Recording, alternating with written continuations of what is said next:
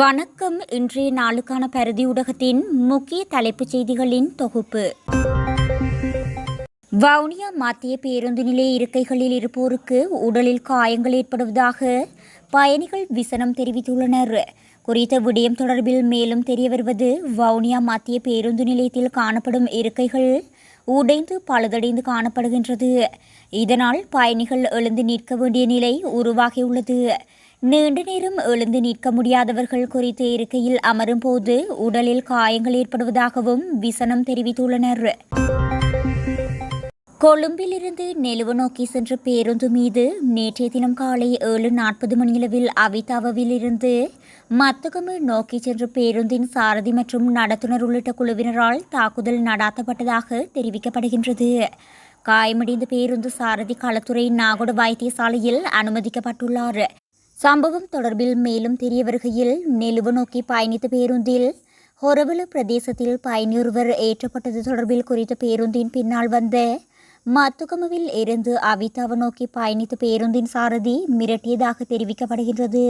அத்தோடு பேருந்தின் சாரதி அந்த நேரத்தில் அவிதாவிலிருந்து மதுகம நோக்கி சென்ற மற்றொரு பேருந்திற்கு தகவல் தெரிவித்துள்ளார்.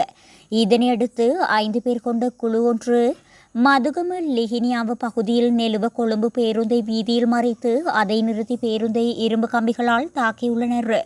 பேருந்தில் இருந்த பயணிகளை அச்சுறுத்தி சாரதியை தாக்குவதற்காக அவர்கள் பேருந்தின் மூடிய கதவை திறக்க முயன்றதாக தெரிவிக்கப்படுகின்றது. சம்பவம் தொடர்பாக கிடைக்கப்பெற்ற முறைப்பாட்டின் பேரில் உடனடியாக செயற்பட்ட மேககதென்ன போலீசார் மதுகம பகுதியில் தாக்குதலை நடாத்திய பேருந்து சாரதி மற்றும் நடத்துனரை மிக குறுகிய காலத்திற்குள் கைது செய்தனர். கடந்த 21 நாட்களுக்குள் முப்படைகள் மற்றும் போலீசார் மேற்கொண்ட கைது நடவடிக்கைகளில் இராணுவம், விமானப்படை மற்றும் கடற்படையில் இருந்து சட்டப்பூர்வமாக ராஜினாமா செய்யாமல் தப்பிச் சென்ற 1246 பேர் கைது செய்யப்பட்டுள்ளனர். இராணுவத்திலிருந்து தப்பியோடிய நபர்களை கைது செய்யும் நடவடிக்கைகளின் போது இராணுவ சேவையில் ஈடுபட்டிருந்த 3 அதிகாரிகளும் கைது செய்யப்பட்டுள்ளதாக பாதுகாப்பு அமைச்சகம் அறிவித்துள்ளது. அதன்படி முப்படையினரால் நடாத்தப்பட்ட நடவடிக்கைகளில் 950 இராணுவ வீரர்கள், 45 கடற்படை வீரர்கள் மற்றும் 102 விமானப்படை வீரர்கள் கைது செய்யப்பட்டுள்ளனர். 3 அதிகாரிகள் உட்பட இராணுவத்தில் பணியாற்றும் 1100 பேர் கைது செய்யப்பட்டுள்ளதாக தெரிவிக்கப்படுகின்றது. இலங்கையில் காவல்துறையின் நடாத்திய நடவடிக்கைகளில் இராணுவத்தைச் சேர்ந்த 114 பேர், கடற்படையைச் சேர்ந்த 19 பேர் மற்றும் விமானப்படையைச் சேர்ந்த 13 பேர் உட்பட 146 பேர் கைது செய்யப்பட்டுள்ளனர். யாழ்ப்பாணம் சாவகச்சேரியில் தனியார் பேருந்து ஒன்றும் வடக்கு மாகாண அரசு அதிகாரி ஒருவரது காரும் மோதி விபத்துக்குள்ளாகியுள்ளது. குறித்த விபத்தானது நேற்றைய தினம் இடம்பெற்றுள்ளதாக தெரிவிக்கப்படுகின்றது. இந்நிலையில் விபத்துக்குள்ளான வாகனங்கள் சாவகச்சேரி போலீஸ் நிலையத்திற்கு கொண்டு செல்லப்பட்டுள்ளதாக குறிப்பிடப்பட்டுள்ளது. மேலும் விபத்து குறித்த விசாரணைகளை சாவகச்சேரி போலீசார் மேற்கொண்டு வருகின்றனர்.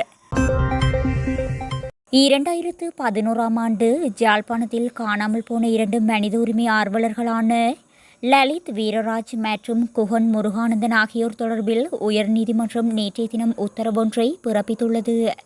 இதன்படி இந்த சம்பவம் தொடர்பில் சாட்சியமளிக்க யாழ்ப்பாணம் நீதவான் நீதிமன்றத்தில் முன்னிலையாகுமாறு பாதுகாப்பு செயலாளராக பணியாற்றிய முன்னாள் ஜனாதிபதி கோட்டாபய ராஜபக்ஷவுக்கு வழங்கப்பட்ட அழைப்பாணையை ரத்து செய்த மேன்முறையீட்டு நீதிமன்றத்தின் தீர்ப்பை எதிர்த்து தாக்கல் செய்யப்பட்ட மனுவை ஜூலை 30ஆம் தேதி பரிசீலிக்குமாறு மேன்முறையீட்டு நீதிமன்றத்திற்கு உயர் நீதிமன்றம் நேற்றைய தினம் உத்தரவிட்டது. இந்த மனு உயர் நீதிமன்ற நீதிபதிகள் சோபித ராஜகருணா மற்றும் சம்பத் விஜயரத்னா ஆகியோர் அடங்கிய அமர்வு முன் விசாரணைக்கு எடுத்துக் கொள்ளப்பட்ட போது இந்த உத்தரவு பிறப்பிக்கப்பட்டது. காணாமல் போனவர்களின் உறவினர்கள் உயர் நீதிமன்றத்தில் இந்த மேன்முறையீட்டு மனுவை தாக்கல் செய்தனர். போலீஸ் உத்தியோகத்தர் ஒருவர் மீது கத்திக்குத்து தாக்குதல் நடாத்திய வேலே சுதாவின் சகோதரர் தாஜு கைது செய்யப்பட்டுள்ளார். கடந்த 16ஆம் தேதி மாலை கல்கிசை படோவிட்டே போலீஸ் சோதனை சாவடியின் பொறுப்பதிகாரி ஒருவரும் அங்கு கடமையாற்றும் போலீஸ் உத்தியோகத்தர் ஒருவரும் மேற்கொண்ட சோதனை நடவடிக்கையின் போது தாஜு என்று அழைக்கப்படும் சுனிமல் குமார் என்பவரிடமிருந்து போதைப்பொருள் கைப்பற்றப்பட்டுள்ளது. இவர் பிரபல போதைப்பொருள் வர்த்தகரான வேலே சுதா என்று அழைக்கப்படும் சமந்த குமார் என்பவரின் சகோதரர் ஆவார். போலீசார் கைது செய்வதில் இருந்து தப்பித்துக் கொள்ளும் முயற்சியில் சுனிமல் குமார் தன் இடையில் மறைத்து வைத்திருந்த கத்தியால் போலீஸ் உத்தியோகத்தரை குத்தி காயப்படுத்திவிட்டு தப்பிச் சென்றிருந்தார்.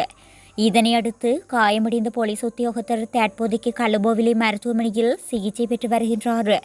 இந்நிலையில் தப்பிச் சென்று தலைமறைவாக இருந்த தாஜி என்று அழைக்கப்படும் சுனிமல்குமார் நேற்று முன்தினம் இரவு ராஜகிரிய பிரதேசத்தில் வைத்து கைது செய்யப்பட்டுள்ளதாக போலீசார் அறிவித்துள்ளனர். உயிர்த்த ஞாயிறு தாக்குதல் தொடர்பில் முழுமையாக ஆராயப்பட்டு இந்த மாதத்திற்குள் இறுதி தீர்வு எட்டப்படும் என அறிவியல் மற்றும் தொழில்நுட்ப அமைச்சர் கிருஷாந்த அபேசேன தெரிவித்துள்ளார்.